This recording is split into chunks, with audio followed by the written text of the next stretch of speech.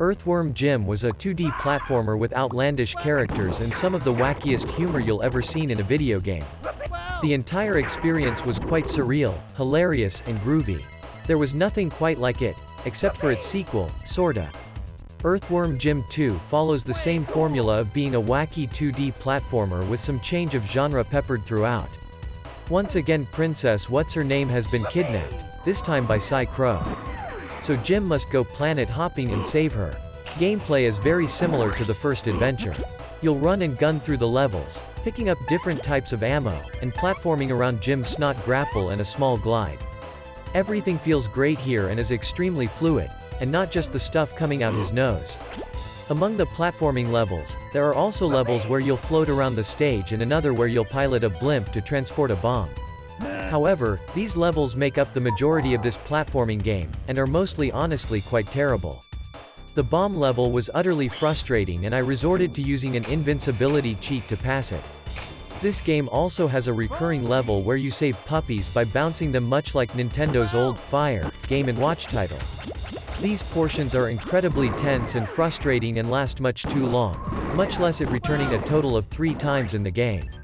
I abused the rewind feature of the Nintendo Online to get through these and I'm not ashamed of that one bit. In fact, I used it quite lot through the game as I found myself to not be bothered by the intense difficulty and frustration the game presented. Half the game honestly felt quite a slog to get through, which is really unfortunate. The final level also doesn't feel much like a final level. I was shocked when the credits rolled because it felt like there was more to do and it was not satisfying at all. That said, not every gimmick is bad. I loved the level where you float around as it gave some really nice and creative level design. The straight platforming works great too with some nice gimmicks too, such as carrying cows to get through a level and, my favorite, a level where you have to break the dirt above you to get higher on platforms. All of these portions were super fun and I loved experiencing that. I also have to commend the beauty in the sprite work and animation in the game. Every movement and enemy looks great and lively. Jim has some great idle animations too. I have to absolutely commend the fact that a salamander in the game even displays buccal breathing as an idle animation, which is the method of breathing amphibians utilize. That attention to detail utterly blew me away.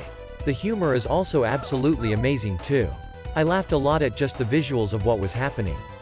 Absurdity is the flavor of this game, and it sells it incredibly well without feeling forced at all. It's definitely one of the funniest platformers you'll ever play for sure, just like the first game. All around it's hard to recommend this game.